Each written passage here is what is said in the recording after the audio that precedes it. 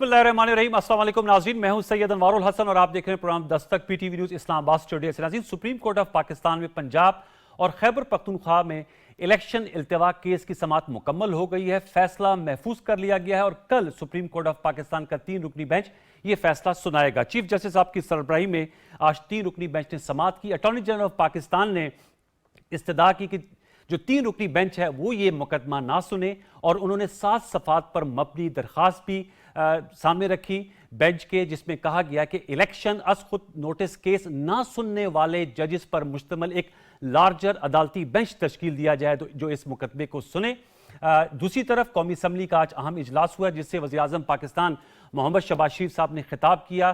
Prime minister साहब ने कहा कि इत्तेहादी हुकूमत ने 3 रुकनी बेंच पर अदम एतमाद का इजहार किया था, बायकॉट करने का नहीं कहा था और उन्होंने कहा कि अभी भी वक्त है कि इस मामले पर फुल कोर्ट तश्कील दी जाए और इससे जो भी फैसला आएगा उसको तमाम फरीकैन मानेंगे, कोई दिक्कत नहीं होगी। उन्होंने कहा कि इंसाफ का दौरा म्यार नहीं होना चाहिए। वजीर कानून आजम नज़ीर तारड़ साहब ने भी खिताब किया और उन्होंने कहा कि यह कौमी और आईनी मसला है और उजरत में दिए गए फैसलों पर अमल दरामद करना मुश्किल होगा।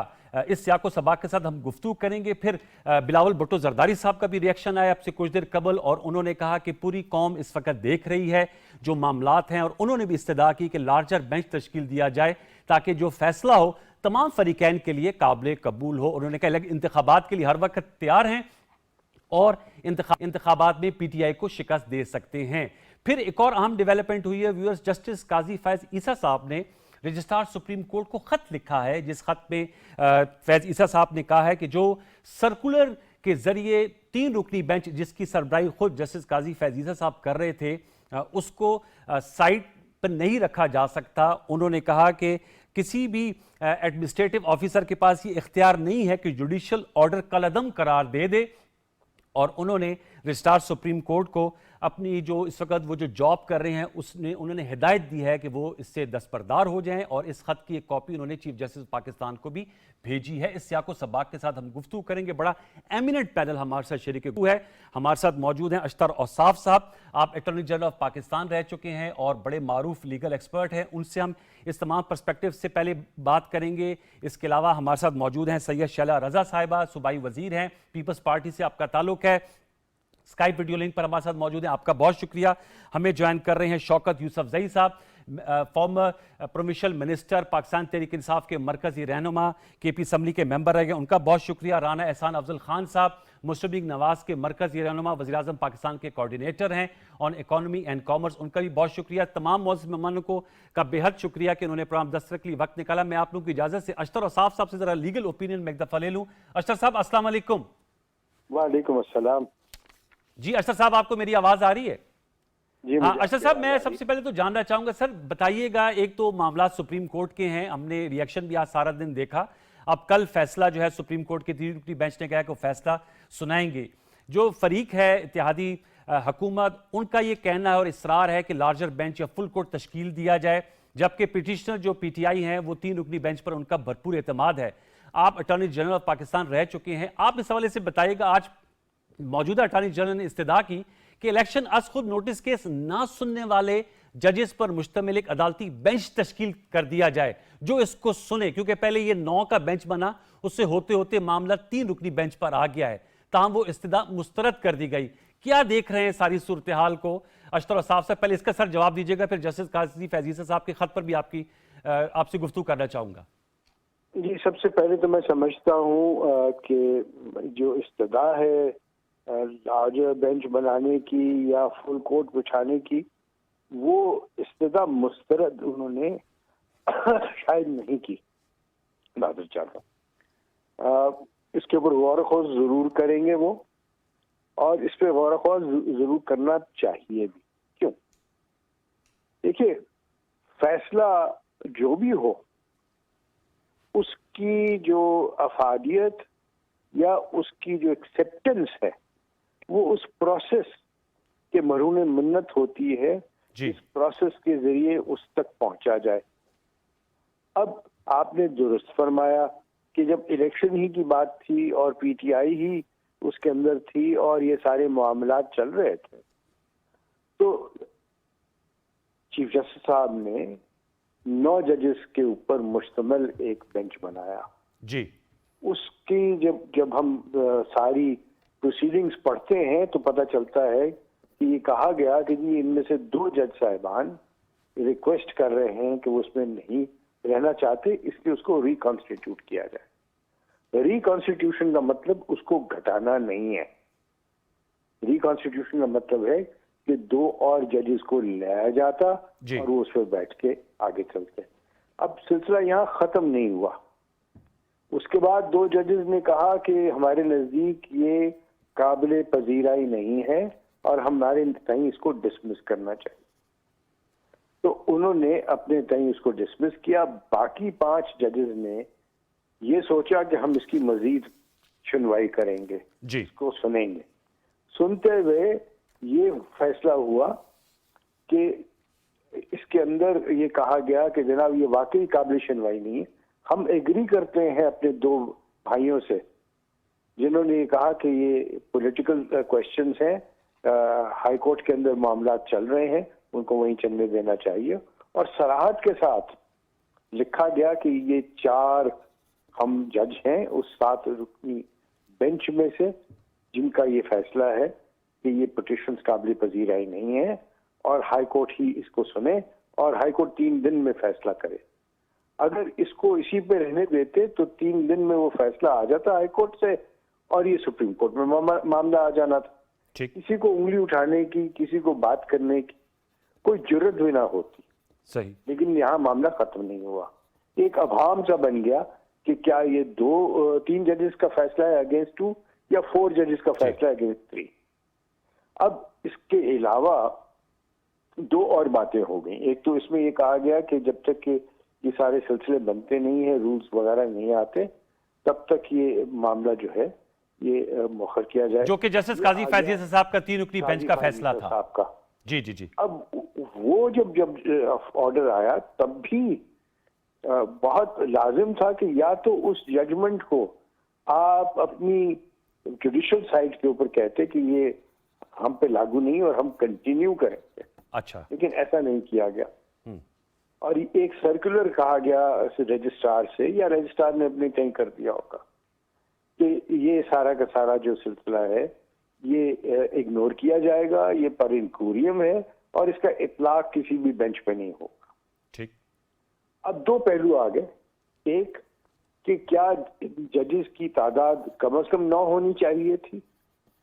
दूसरा पहलू कि क्या जो जब तक के रूल्स नहीं बनते, चाहे वो गवर्नमेंट बनाए चाहे वो जजेस बनाए, कि किस तरीके से डिस्ट्रीब्यूशन होगी काम की, तो उस वक्त तक मुखर करना चाहिए।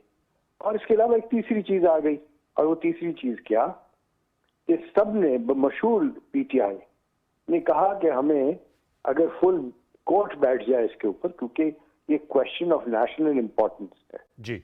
और ये बिल्कुल दुरुस्त बात है कि हम एक ऐसे धारे पे हैं जिसमें हमारे कॉन्स्टिट्यूशन का जो सारा सिलसिला है उसके अंदर जो लिखा हुआ है उसकी तशरीह, उसकी इम्प्लीमेंटेशन का एक ऐसे धारे पे आ गए हैं जहां पे एक डिफाइनिंग मोमेंट मैं इसे कहूंगा। तो फुल कोर्ट अगर बैठ जाए या लार्जर बेंच हो तो उसमें हर्ज तो कोई नहीं होना था। ओके। अब होता ये कि सारे के सारे मामला जो निथर के सामने आ जाते, लेकिन हम इस सारी इन चीजों में चले गए। असल बात जो है उसको तो कोई देख ही नहीं रहा। असल बात तो ये है कि इलेक्शन होना ही होना है, इसमें तो कोई शक नहीं होना चाहिए। ठीक। लेकिन सवाल क्या है कि क्या सारे सूबों में इलेक्शंस और असेंबली के इलेक्शंस एक साथ हों या तोड़ के हों, वक्फे के साथ हों। ठीक है। और अगर ऐसे होंगे तो उसका इम्पैक्ट क्या होगा। और इसका जो अब बहुत सारी बातें जो है वो नहीं की जा सकती, ना फ्लोर ऑफ दी असेंबली की जा सकती हैं, ना कोर्ट के अंदर की जा सकती हैं। वो बातें होती हैं नेशनल सिक्योरिटी की। एग्जैक्टली। और अगर आपकी नेशनल सिक्योरिटी ही दाव पे आ जाएगी और जो हालात चल रहे हैं जिसमें हमारे फिस्कल इश्यूज हैं, जहाँ पे हमारे इकोनॉमिक इश्यूज हैं, जहाँ पे सिक्योरिटी इश्यूज हैं, तो हम करना क्या चाह रहे हैं। ठीक है सर, अब ये तो अरशद साहब आपने बिल्कुल से पूरा सियाको सबाक और पूरे इसके पहलू बताया सर। ये फैसला कल आएगा। मैं ब्रीफली चाहूंगा कि जस्टिस काजी फैज ईसा साहब का जो खत है सर, अब इसके क्या फॉलोअप होगा, ये जो उन्होंने कहा है, तो मैं जानना चाहूंगा कि लीगली अब इस पे क्या, किस तरह आगे बढ़ा जा सकता है? देखिए, मैं तो समझता हूं कि उन्होंने काफी रिस्ट्रेंट से काम लिया है। अच्छा। वो जो मेरे दानिश में तो रजिस्ट्रार साहब, जो कि एक मोतबर आदमी है, ग्रेड 22 के अफसर हैं, मैं उनकी बहुत इज्जत करता हूं। उन्होंने ये सर्कुलर जारी करके एक सुप्रीम कोर्ट की जजमेंट को अंडरमाइन किया है। और सुप्रीम कोर्ट की जजमेंट को अंडरमाइन करना कोई छोटी बात नहीं है। ठीक। इस पे बहुत सारे पीनल कॉन्सिक्वेंसेस हो सकते हैं। ठीक है। कंटेम्प्ट ऑफ कोर्ट का नोटिस भी इशू हो सकता था रजिस्ट्रार साहब को। तो अभी तो मेरा ख्याल है कि काजी फायजी साहब ने इस पे रिस्ट्रेंट किया है। ठीक है, बहुत शुक्रिया सर। और साहब आपने अपना लीगल इनपुट हमारे साथ शेयर किया। व्यूअर्स, हम 3 मौजूद मेहमानों उनकी तरफ हम आगे बढ़ते हैं। मैं चाहूँगा कि शैला रजा साहबा, चूँकि बिलावल भुट्टो जरदारी साहब का भी बयान अभी आया है, तो आपसे मैं जानना चाहूँगा, मैम बताइएगा, ज़ाहिर बात है पाकिस्तान पीपल्स पार्टी का ये क्रेडिट है और दीगर जो आप लोग साथ उस वक्त फाउंडिंग हमारे जो फादर्स थे आइन बनाने में, तो सवाल ये उठ रहा है कि 90 दिन की हद होती है, अगर असम्बली पहले तहलील हो जाए, अगर अपने वक्त पर हो तो 60 दिन। मामला सुप्रीम कोर्ट के पास है। आपसे मैं जानना चाहूँगा कि बिलावल भुट्टो जरदारी साहब ने तो जिसे कहते हैं बड़ी अलार्म बेल्स बजाई हैं, कि उन्होंने कहा है कि अगर ये मामला ना सही तौर पे सुना गया तो इसके बड़े कॉन्सिक्वेंसेस हो सकते हैं। इमरजेंसी की उन्होंने बात की है, खुदा ना खास्ता मार्शल लॉ की भी उन्होंने बात की है। तो क्या इसमें किस तरह रास्ता निकाला जा सकता है कि सिस्टम आगे बढ़े और तमाम फरीकैन के लिए एक विन विन सिचुएशन हो?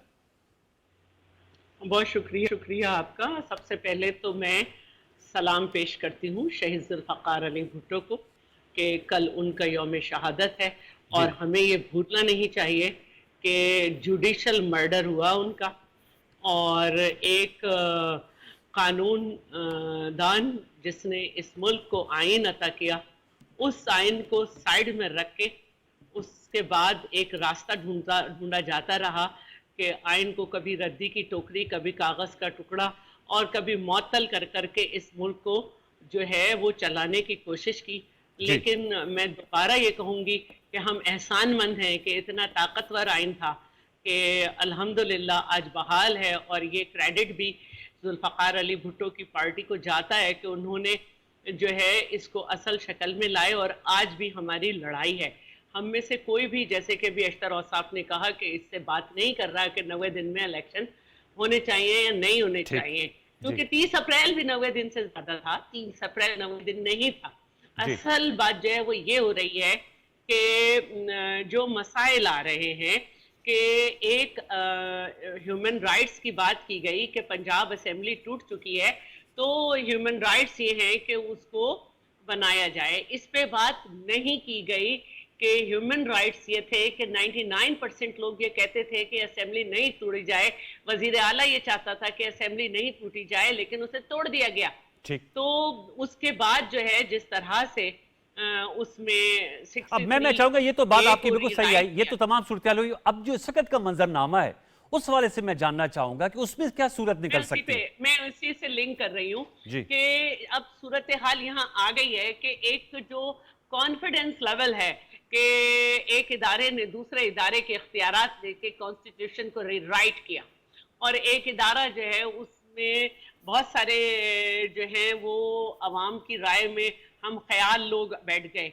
एक इदारा जो है उसमें से सिर्फ एक ही तरफ पलड़ा झुका हुआ आ रहा है। अच्छा। तो ये मुख्तलिफ मौके जो है जिसपे हम देख रहे हैं कि बड़े मसाइल आ रहे हैं, वहाँ पे हम ये चाहते हैं कि जब हमें डायलॉग की बात की जा रही है, जब हमें ये किया जा रहा है, तो जनाबे वाला जरा अपना हाउस भी ऑर्डर में कर लें, आप भी जो है बेहतरी की तरफ आ जाएं, वरना इदारों का टकराव होगा, और यही चेयरमैन कह रहे हैं। ठीक, इदारों का टकराव होगा, हम तो ये दुआ गो ऐसी सूरत ना बने। शौकत यूसुफजई साहब, सर मेरी आवाज आ रही है आपको? जी जी। शौकत साहब, आपने गुफ्तगू सुनी अख्तर औसाफ साहब की भी, उनसे हमने लीगल इनपुट ली जो इस वक्त की सारी सूरत हाल है। और ज़ाहिर बात है आप सिप्तैन खान साहब, असद उमर साहब पिटिशनर है, आर्टिकल 184(3) के तहत ये मामला चल रहा है।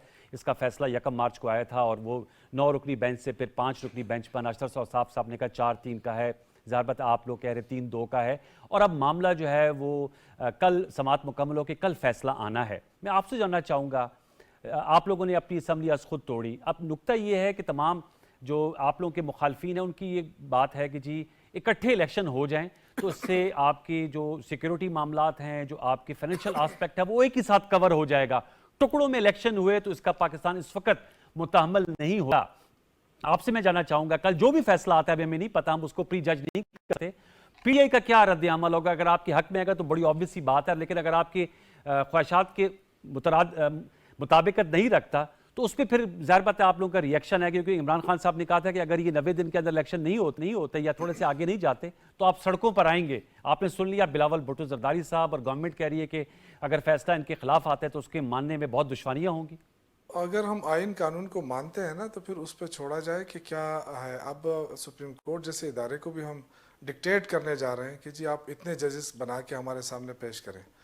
ये सूरत हाल जो है ना, ये तो सिर्फ इसलिए है कि इसको मुतनाज़ बनाकर आप इस मुल्क के अंदर अनारकी फैलाएं और इलेक्शन से फ़रार इख्तियार करें। अब ये बिलावल भुट्टो और इनके जो आपने स्पीच सुनी, फिर आज वज़ीर आज़म साहब की स्पीच सुनी, इससे तो यही लगता है कि ये कहते हैं कि जी अगर हमसे नहीं संभाला जाता तो फिर मार्शल लॉ लगा दें। इसको तो यही दावत देना है ना, क्योंकि ये खौफजदा है इमरान खान से। इनको पता है कि हर हाल में इलेक्शन होगा तो जीतेगा इमरान खान।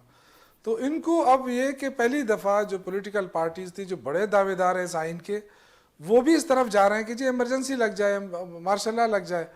ये जो दावतें देने वाली बातें हैं ना, इसलिए तो मुल्क को तबाह किया। आप अपनी ख्वाहिशात के मुताबिक फैसला लेना चाहते हैं, आपको क्या भाई 90 दिन में इलेक्शन होना है, अब छोड़ दे सुप्रीम कोर्ट पे, वो क्या करना चाहे।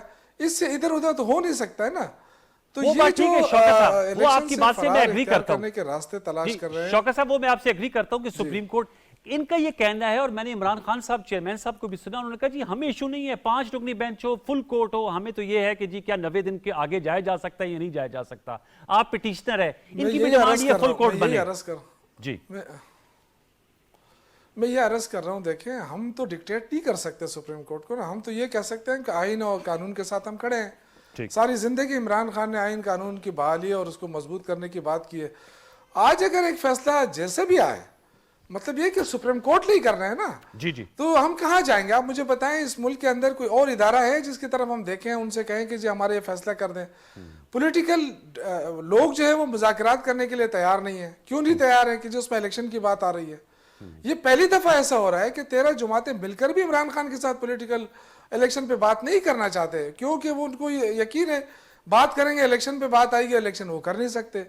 और अभी भी मैं आपको बताऊं कि इसमें क्या कबात है, या 3 जजेस करें या 1 जज करें या चीफ जस्टिस करें, है तो सुप्रीम कोर्ट। तो हम सुप्रीम कोर्ट को डिक्टेट कर रहे हैं कि जब आपकी बात ना माने। फैसला देखें, ये पाकिस्तान की सुप्रीम कोर्ट है, आज पूरी दुनिया हंस रही है।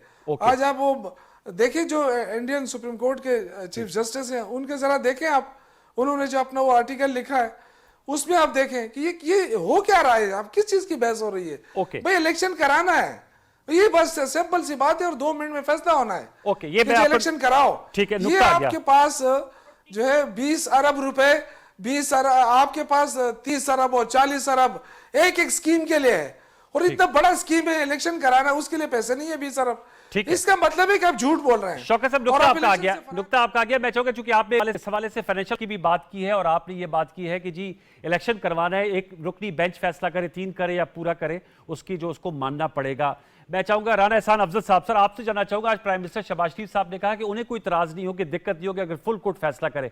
शौकत यूसुफजई साहब का आपने सारा नुक्ता सुन लिया, आपसे मैं जानना चाह रहा हूं, उनका ये कहना है कि ये आप लोग इलेक्शन से फरार चाहते हैं, इसलिए सुप्रीम कोर्ट को भी उनके मुताबिक दबाव में लाना चाह रहे हैं। बिस्मिल्लाहिर्रहमानिर्रहीम।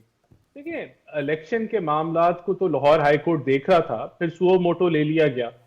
तो अभी सवाल ये बनता है कि जस्टिस काजी फाइज ईसा साहब ने जो इशू रेज किया, जो उन्होंने जजमेंट दी, क्या वो गैर आईनी थी? क्या वो आइन का दिफा नहीं कर रहे? क्या वो आईनी बातें नहीं कर रहे? क्या उनका मौकफ आईनी नहीं है? और क्या ये जो 4-3 की बात हुई, जिस जस्टिस ने ये बात की कि ये मेजॉरिटी फैसला है, क्या वो भी गैर आईनी बात कर रहे हैं? क्या उनके मुद्दे के अंदर कोई आइन का तज़किरा नहीं है? तो अगर वो चीफ जस्टिसेस, ये जो सुप्रीम कोर्ट के जो जस्टिसेस हैं, वो ये बातें कर रहे हैं और वो हाईलाइट कर रहे हैं, तो इसमें क्या कबाहत है?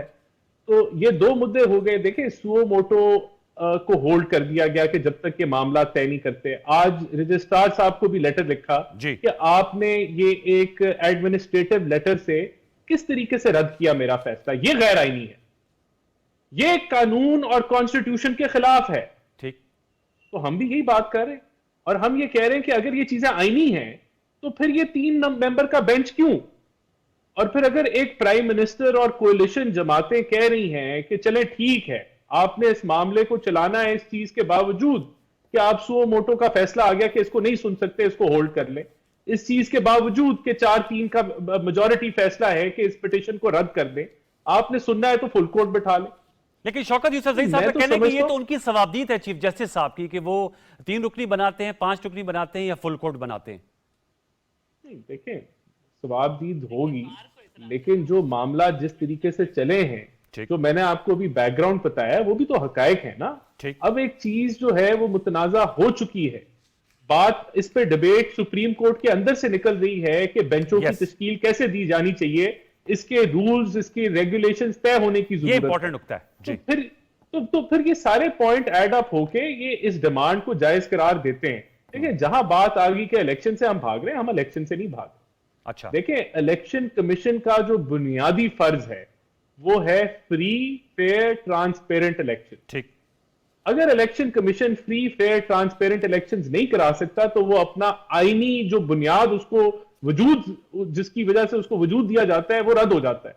ओके। तो अब अगर 90 दिन में उसने कराने इलेक्शन और वो फ्री, फेयर, ट्रांसपेरेंट इलेक्शन नहीं करा सकता क्योंकि आपकी अदालतें कह रही हैं कि हम आरओ नहीं दे सकते, आप पूछें अदालतों से कि क्यों नहीं वो आरओ दे सकते। और ठीक है। अगर जो पंजाब की हुकूमत है वो सेंसस करा रही है और सेंसस में जो है एजुकेशन डिपार्टमेंट के लोग जो है वो मसरूफ है 30 अप्रैल तक, तो वो कह रहे हैं कि हम लोग आपको नहीं दे सकते, हम 30 अप्रैल के बाद दे देंगे, 30 अप्रैल से पहले नहीं दे सकते। ठीक है सर, ये तो तो हकायक पे मबनी। एहसान साहब, ये तो अब सर फैसला आएगा तो उसमें हमें पता चलेगा, लेकिन आपका नुक्ता ये है कि जो बड़ा इंपॉर्टेंट पॉइंट है कि ये है वो बेंच के अंदर से आई है, जाहिर बात है इसकी तरफ भी जरूर देखना चाहिए। और जस्टिस काजी फैज़ ईसा साहब का जो आज का खत है, एक छोटा सा वक्फा लेंगे, वक्फे बताएंगे। तो शैला साहबा कुछ कहना चाह रही थी, जब शौकत साहब भी जवाब दे रहे थे और राना एहसान साहब से, उनसे भी जानेंगे और ये देखेंगे कि कल जो भी फैसला आता है उसके बाद के जो हालात हैं उससे ये जो सियासी गैर यकीनी के बादल हैं ये छट जाएंगे। एक छोटा सा वक्फा, उसके बाद दोबारा लौट के आते हैं, हमारे साथ रहिए।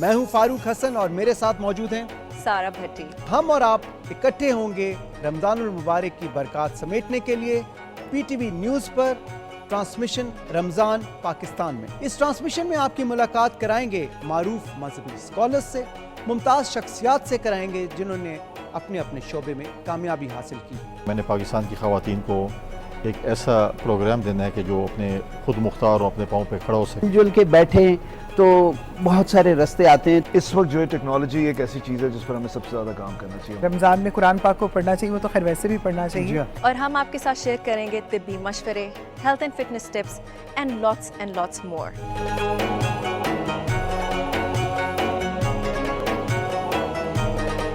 लेकिन सबसे मजे की बात, हम आपके साथ शेयर करेंगे लाइव कुकिंग में नित नए पकवान जो आप सहरी और अफ्तारी दोनों में बना सकें। माह सयाम में आपने रहना है पीटीवी न्यूज़ के साथ, रमजान पाकिस्तान में। रमजान पाकिस्तान, रमजान पाकिस्तान।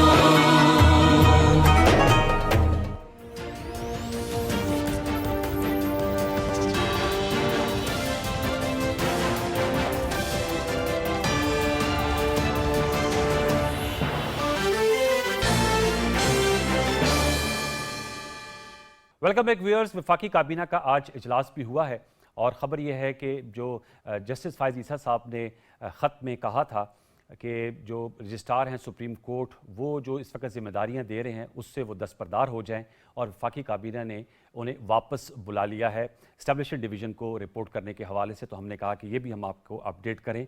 उन्होंने सर्कुलर दिया था, अभी गुफ्तगू भी कर रहे थे राना एहसान साहब भी, और हमने अशतर साहब से भी बात की थी कि उन्होंने अपना जो एक इंतज़ामी उनके पास जो एक आस्पेक्ट था या पावर थी उससे ओवर स्ट्रेच किया और जुडिशियल ऑर्डर को उन्होंने कलादम करार दिया। तो ये एक डेवलपमेंट हुई है, मैंने कहा इस पर आपको अपडेट करता चलूँ। कमिंग टू शैला रजा साहब जी, आप जब शौकत यूसुफजई साहब कह रहे थे कि बेंच की जो तरतीब है वो चीफ जस्टिस साहब ही तय करते हैं और असल मुद्दा ये है कि इलेक्शन कराने हैं 90 दिन में, तो उससे उनके मुताबिक 13 जमातें मिल के रास्ता निकालना चाह रही हैं और इलेक्शन की तरफ नहीं जाना चाह रहे। तो क्या वाकईतन आप लोग इस वक्त इस पोजीशन में नहीं है कि आवाम को फेस कर सकें? शैला रजा साहब, इलेक्शन की तरफ जाने की नहीं है, आवाम को फेस हम ही कर रहे हैं, आवाम को फेस हम ही कर रहे हैं। इमरान तो बैठे हुए हैं अपने घर में भी बैठे हुए, तो उनके पीछे जो है वो बुलेट प्रूफ और बॉम्ब प्रूफ की चीजें लिए खड़े हैं लोग, वायरल हुई हैं तस्वीरें, हम फेस कर रहे हैं ना। तो अच्छा। हम आपको यही बताना चाह रहे हैं कि कुछ मतलब एक जज को जो है इरफान कादिर साहब ने भी कहा कि ये मुतनाज़ा हो चुके हैं, इनके बड़े मसाइल आ रहे हैं, जिससे पे आज आपने देखा कि कोयटा में जो है वो जो है सुप्रीम जुडिशल काउंसिल में उन पर रेफरेंस दाखिल हो गया। तो ये एक सवाल है अवाम की तरफ से कि यही 3 क्यों।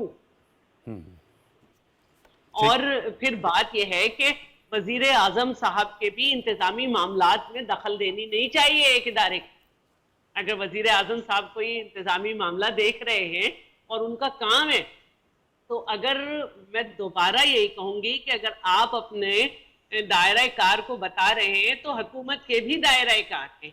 और एक केस में आप ये कह देते हैं कि जो केस हाई कोर्ट में चल रहा है उसे सुप्रीम कोर्ट में नहीं सुनना चाहिए, दूसरे केस को आप हाई कोर्ट से उठा लेते।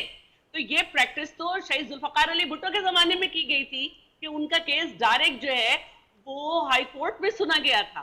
तो मैं कैसे इस पे नहीं बात करूं।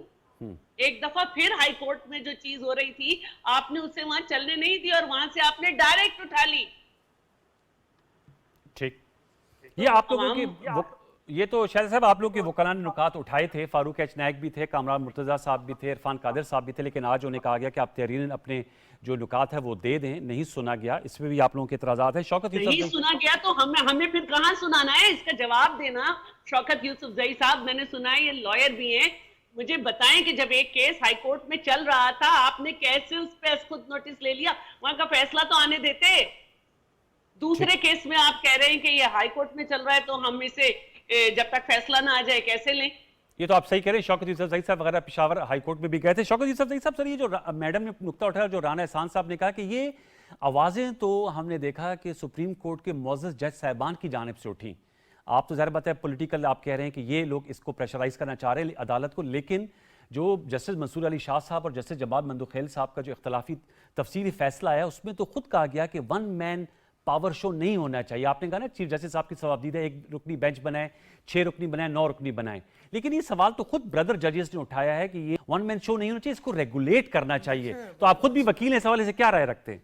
अच्छा, देखिए मैं वकील नहीं हूँ, लेकिन मैं अच्छा वो उन्होंने चूंकि कहा शैला साहब ने तो मैं हाँ नहीं मैं वकील नहीं हूँ, लेकिन एक चीज़ मैं आपको बताऊं कि जब 7 रुकनी से 5 रुकनी बेंच बना तो क्या उस पर किसी ने एतराज़ किया?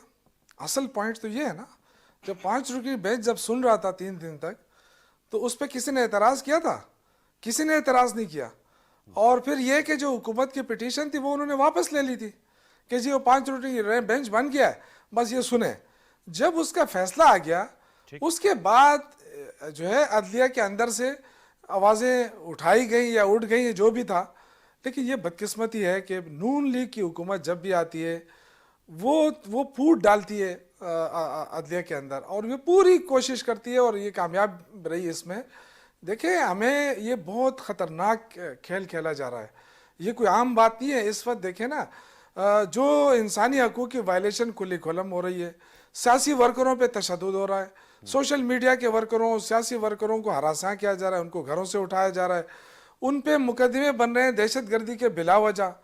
तो इन हालात में आप मुझे बताएं कि लोग कहाँ जाएंगे? एक अदलिया रह गया था जिस पे हमें उम्मीद होती थी कि हम अदलिया के पास जाएंगे, उसको ये मुतनाज़ा बना रहे हैं और इनको ये 3 रुकनी बेंच है, 10 रुकनी बेंच है। यार खुदा के लिए कभी इस तरह तो देखें। मैं आपकी राय जानना चाहता हूँ। आप समझते हैं कि अगर जैसे चेयरमैन पीटीआई इमरान खान साहब ने कहा था इसको गैर मुतनाज़ा बनाना है। अगर ये लार्जर बेंच या फुल कोर्ट बन जाता तो इस पर कबात किया, मैं अगर आपसे पूछूं इस पे क्या कबात है? सर जी कबात की बात तो है ही नहीं, कबात की बात तो नहीं है, खुदा करे बन जाए। मैं लेकिन मुझे ये बताएं, वो नहीं बनाना चाहता, सवाबदेही तो चीफ जस्टिस की है, तो आप कौन होते हैं कि उसके इख्तियारात में आप मुदाखलत कर रहे हैं? यानी आप देखें, जहां तक वकला की बात है, ये बड़ी ज्यादती है कि हम अगर हम वकला की बात करें या बड़े बड़े सीनियर वकला को आप ला के बिठाते हैं, उनसे आप राय लेते हैं, तो आपको हमेशा दो राय मिलेगी। जब कत्ल होता है ना, जब कत्ल होता है और उसके लिए आप वकील, कातिल के लिए आप वकील पकड़ते हैं ना, तो वो भी जाके उसमें भी सालों साल लग जाते हैं, क्यों? वो दलाइल ऐसे देता है, तो दलाइल देने की वजह से वो चीज रुकती है, वरना जो कातिल होता है उसको तो फौरन सजा मिलनी चाहिए ना, नहीं मिलती है ना। तो यहाँ तो आप अगर टीवी पे बैठ के आप कहेंगे कि जा जाए इस पे, वो एक कहेगा कि ये ठीक है, दूसरा कहेगा ये ठीक है। यही तो बदकिस्मती है हमारी, हम आइन को फॉलो नहीं करते हैं, हर आइन के अंदर हम अपने लिए गुंजाइश तलाश करते हैं। ये अगर आइन उन्होंने बनाया ना, तो बनाने के बाद इस आइन को ऐसा बनना चाहिए, अगर इसमें खामियां हैं उसको ठीक किया जाए। ये जो रोजाना हम पटरियां बदलते हैं ना, ये इस वजह से कि इसमें लूप फूल है इस आइन के अंदर, बहुत ज्यादा इसमें वो करने की जरूरत है हमें, लेकिन बदकिस्मती हम उस तरफ जाते नहीं है। आप समझते हैं अदालती इस्लाहात? बिल्कुल रिफॉर्म्स की जरूरत है, अगर रिफॉर्म्स कर लिए जाए तो आज ये हालात पैदा ना होती इस मुल्क के अंदर। राणा साहब से मैं जानना चाहता हूं, क्योंकि नून लीग का बार बार शौकत यूसुफजई साहब ने हवाला दिया, राणा साहब इस पे आप रिस्पॉन्ड करेंगे? वो बार बार एक नुक्ते को हैमर कर रहे हैं शौकत यूसुफजई साहब कि नून लीग जो है वो शायद डिवीजन कराना चाह रही है, या उनका जो पर्सपेक्टिव है वो उन्होंने शेयर किया नून लीग के हवाले से। आप कुछ रिस्पॉन्ड करेंगे राणा एहसान साहब?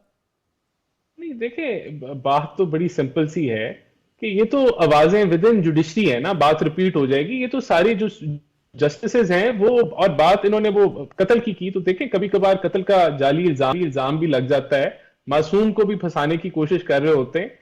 तो ये बात कहना कि दोनों तरफ के नहीं, देखें मैं फिर रिपीट करूंगा, जो जस्टिसेज जिन्होंने ये इश्यूज रेज किए वो भी आईनी मुद्दे पे खड़े हैं ना, वो भी आइन के मुताबिक जो है वो अपने मुद्दे को बयान कर रहे हैं। अगर एक मेजॉरिटी फैसला है वो माइनॉरिटी में तब्दील हो ही नहीं सकता, आप जितनी मर्जी कोशिश करें। आप कहें कि इस पे हमने रिव्यू नहीं फाइल किया, इस पे हमने दरखास्त नहीं दी, उनका कहना ये था राणा साहब कि जब 5 रुकनी बेंच रिकंस्टिट्यूट हुआ था तो उस वक्त आप लोगों ने इतराजात क्यों कर नहीं उठाए, और जब फैसला आ गया तो उसकी अपील या रिव्यू में क्यों नहीं गए? अपील में तो जान नहीं सकते, इतराजात की बात नहीं है।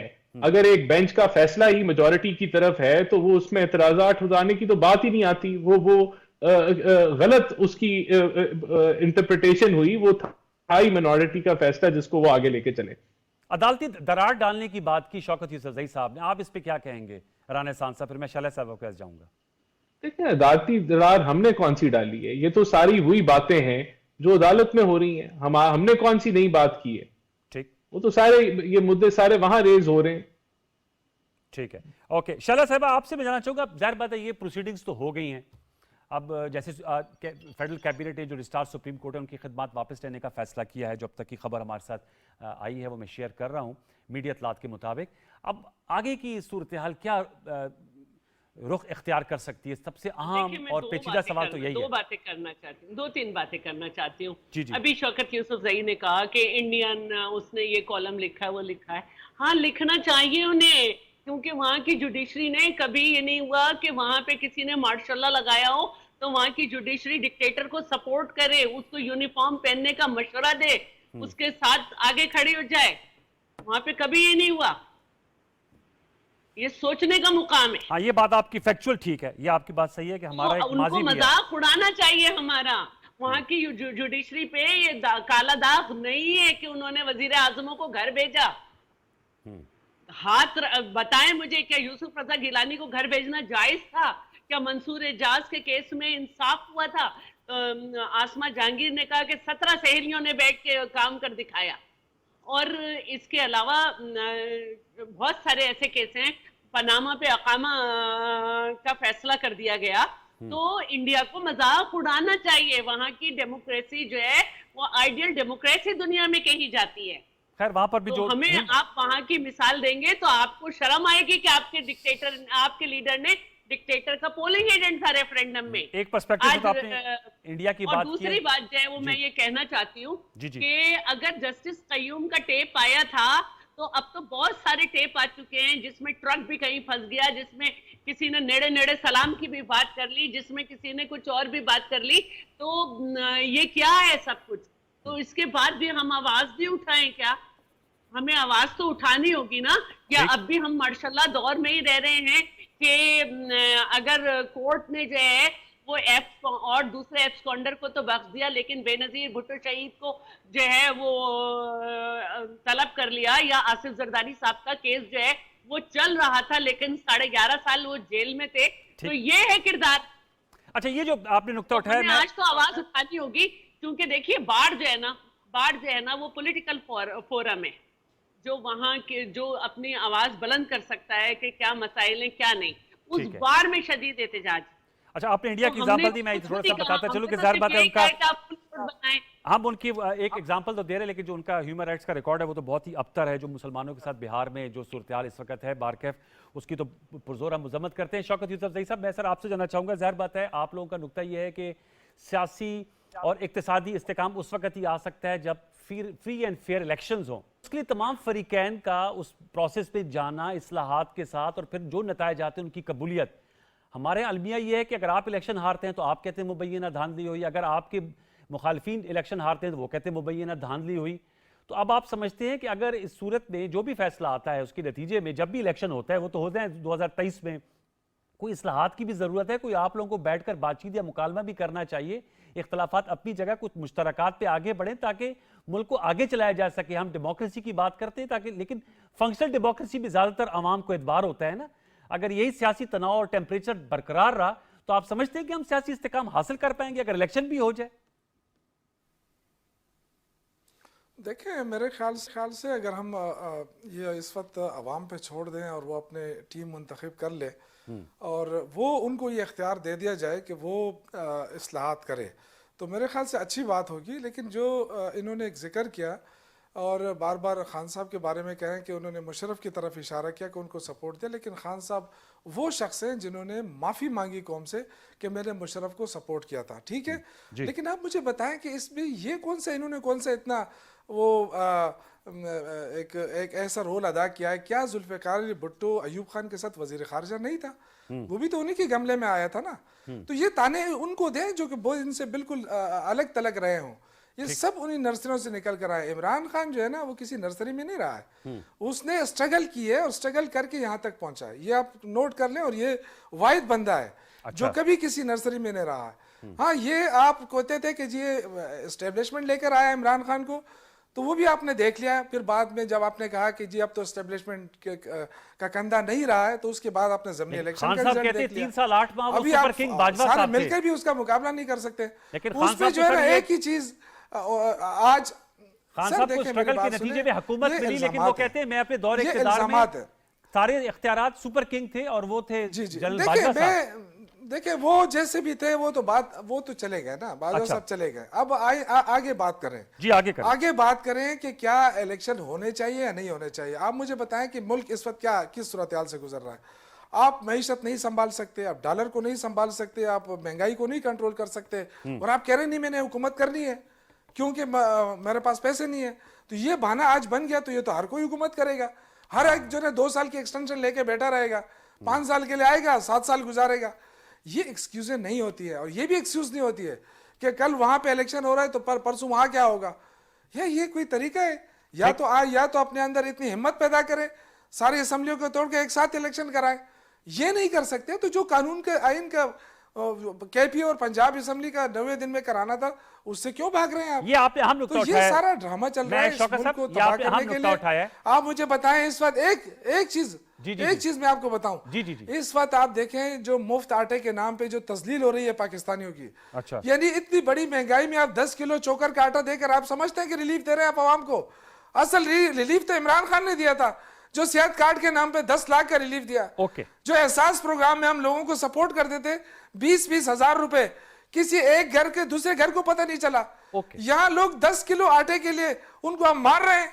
ये आपके रिलीफ देने का तरीका है। ये मैं नुक्ता उठा लेता हूं, लेकिन ये जो राना एहसान साहब, ये जो शौकत यूसुफजई साहब ने कहा है कि अगर एक दफा ये मिसाल कायम हो गई तो फिर जो भी इक़्तिदार में आता है, आप दोबारा आते हैं या ये आते हैं, फिर हर हुकूमत कहेगी कि इस वक्त मुआशी हालात जो है इसकी इजाज़त नहीं देते और वो मामले को आगे बढ़ा सकते हैं, तो फिर ये चल हो जाएगा। फिर 5 साल के लोग आएंगे, 7 साल बाद इंतखाबात होंगे। और ये मुफ्त आर्टिस्ट स्कीम पे बड़ी ज़्यादा शदीद तनकीद की है शौकत यूसुफज़ई साहब ने, जो तरीक़ाकार है, और उन्होंने कहा कि ये जो है इससे नताइज हासिल नहीं हो रहे।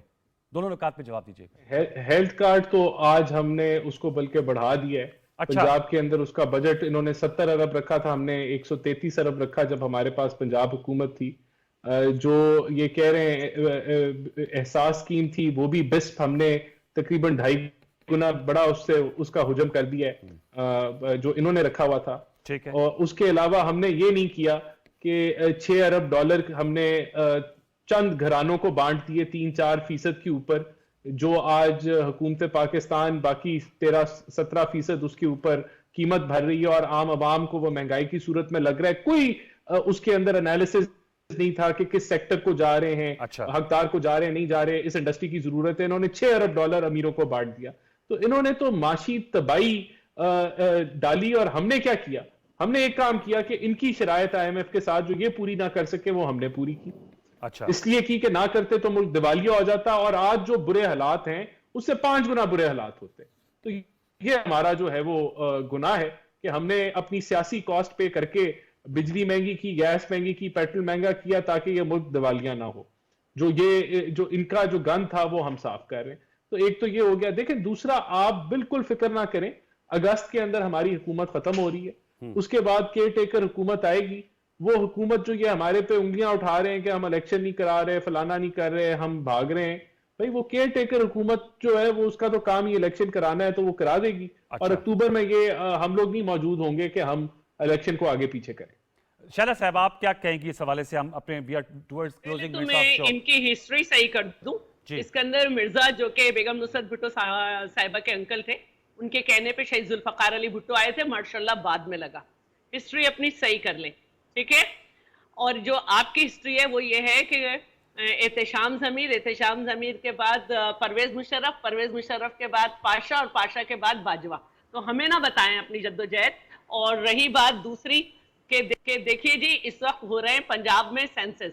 अगर पंजाब में और KP में इलेक्शन करा दिया जाता है तो उसके बाद अगर ये अपनी असेंबली को समझते हैं कि इनका राइट था, इसके बावजूद कि वजीर आला नहीं चाह रहा, 99% लोग नहीं चाह रहे, इनका राइट था तोड़ना, तो हम ये समझते हैं कि हमें 5 साल के लिए भेजा है, हम नहीं तोड़ेंगे अपनी असेंबलियां वक्त से पहले। और जब सेंसस हो जाएगा करेंगे। और अगर ये सेंसस से पहले कराएंगे तो हमेशा एक मुतनाज़ कैफियत रहेगी। क्या गिलगित बाल्टिस्तान और कश्मीर की तरह पंजाब और KP के इलेक्शन पहले हुआ करेंगे? NFC ये दे नहीं सके अपने दौर में, तो फिर बाद में क्या हुआ करेगा? NFC किस तरह आया करेगा? छोटे सूबे मजीद क्या करेंगे? तो ये एक अनारकी है, ये नहीं होनी चाहिए। पहले भी 30 अप्रैल 90 दिन से ज्यादा थी, तो इनको सजा मिलनी चाहिए कि 99% मेंबर नहीं चाह रहे थे तो इन्होंने असेंबली क्यों तोड़ी? इनका खिलौना नहीं था, इनका कोई बैट नहीं था। और हम नहीं तोड़ेंगे, हमें अवाम ने 5 साल के लिए भेजा है और इनको सब्र करके अब हमारे साथ जाना होगा। चलिए, और रही बात पैसे की, तो ये अपना बयानिया बदलें कि हम दिवालिया हो गए। अगर हमारे पास पैसा है तो हम दिवालिया नहीं हुए, मुल्क ने डिफॉल्ट नहीं किया। लेकिन ये पैसा जो है जिन मकासद के लिए है, जिस साइड में है वहां इस्तेमाल होगा और इलेक्शन वक्त पे होंगे। चले, वक्त खत्म हुआ जा रहा है मेरा, लेकिन बयानिया आप तीनों का आपका बहुत शुक्रिया। शैला रजा साहबा, शौकत यूसुफज़ई साहब, बहुत शुक्रिया कि आपने वक्त दिया, अपनी पार्टी का मौक़िफ़ पेश किया। और राना एहसान अफजल साहब हमारे साथ मौजूद थे और अशतर औसाफ साहब ने भी बात की, जो जस्टिस काजी फ़ायज़ ईसा साहब ने ख़त लिखा था। अब फेडरल गवर्नमेंट ने जो रजिस्ट्रार सुप्रीम कोर्ट है उनकी खिदमत वापस ले ली हैं। कल फैसला आना है, कल के बाद सूरत क्या रुख अख्तियार करती है वो हम कल ही जान सकेंगे। लेकिन जो गुफ्तगू सामने आई आपने सुन लिया, मुख्तलिफ आरा पर मबनी थी।